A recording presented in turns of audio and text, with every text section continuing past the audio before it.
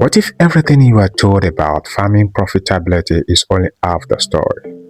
Because while most people imagine agriculture as endless fields of maize, rice, or wheat, with thin margins and rising costs, there is a parallel economy quietly operating in the background, one where a handful of plants sell for $30, $60, even $100 per pound.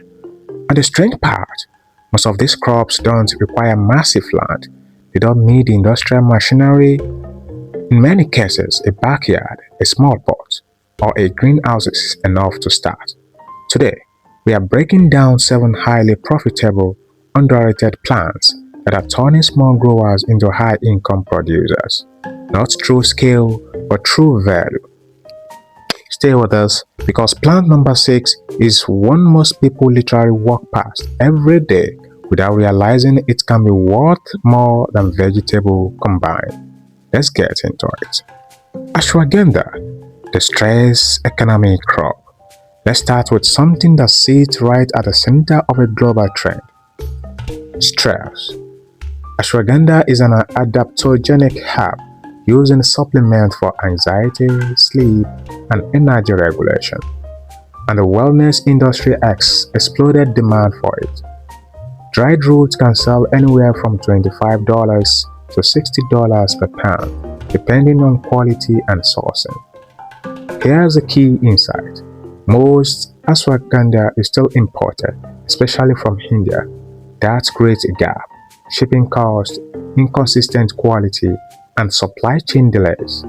That gap is where opportunity lives. Supplement companies and health brands are actively searching for reliable, local growers who can guarantee consistency. If you can produce high-quality roots, you are not competing with the farmers, you are competing with global supply chains. It's a long-term crop, but once established, it becomes a recurring income source with strong demand stability. This is not just farming, it's entry into the multi-billion-dollar wellness economy. The second one, Gotu Kola, the cognitive and beauty dual market plant. Gotu Kola is one of those plants sitting at the intersection of two massive industries: brain health and skincare. In dried form, it can sell for around $30 to $60 per pound. Why? Because it's used in nootropic supplement for memory and focus, while also being a key ingredient in anti-aging and wound-healing skincare products. That means two different markets are chasing the same plant: supplement manufacturers, cosmetic companies, and both are growing rapidly. Gotu thrives in warm, moist environments and can be harvested multiple times per year, making it highly efficient per square meter. The real opportunity here is not just the plant, it's positioning.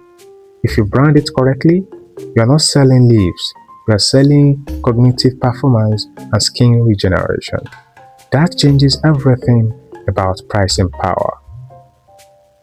The third one, Moringa, a miracle tree with industrial demand. Moringa is often called a miracle tree, and for once, marketing is not exaggerating too much. Its leaves are packed with vitamins, minerals, and protein, making it a favorite in the global supplement industry. Dried moringa leaf can sell for $20 to $40 per pound, depending on processing quality. But here's the real business logic: scalability. Moringa grow fast, survive in harsh climate, and can be harvested multiple times per year. That means high output with relatively low maintenance once established.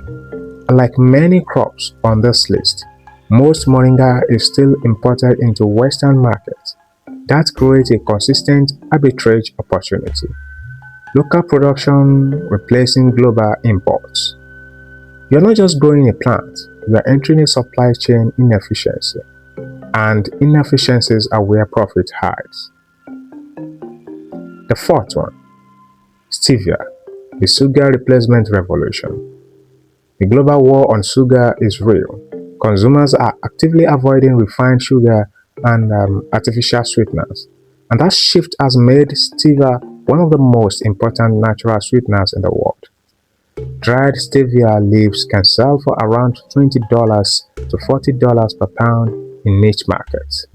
While large corporations dominate processed stevia extracts, there is a growing demand for raw leaves in herbal teas.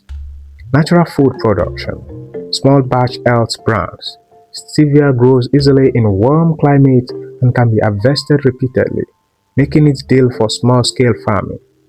The interesting part is this: you are not competing with industrial agriculture. You are serving artisanal and health-focused markets that value natural, less processed inputs.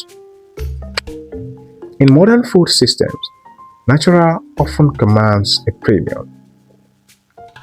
The fifth one, lemongrass, a high-demand culinary and wellness staple.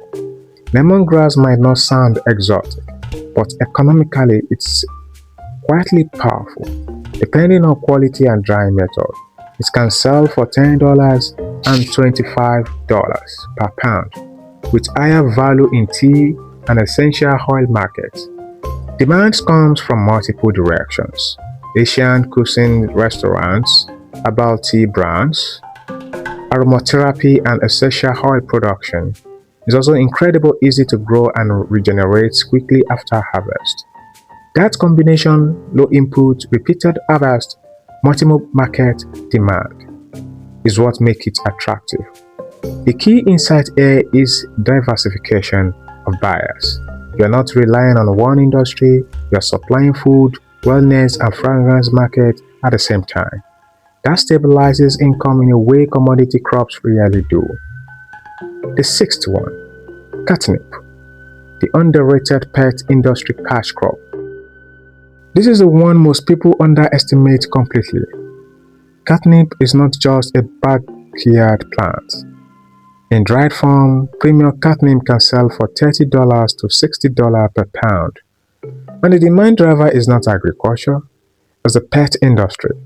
Global pet spending has exploded, and cat owners in particular are willing to pay for high-quality, organic, pesticide-free products.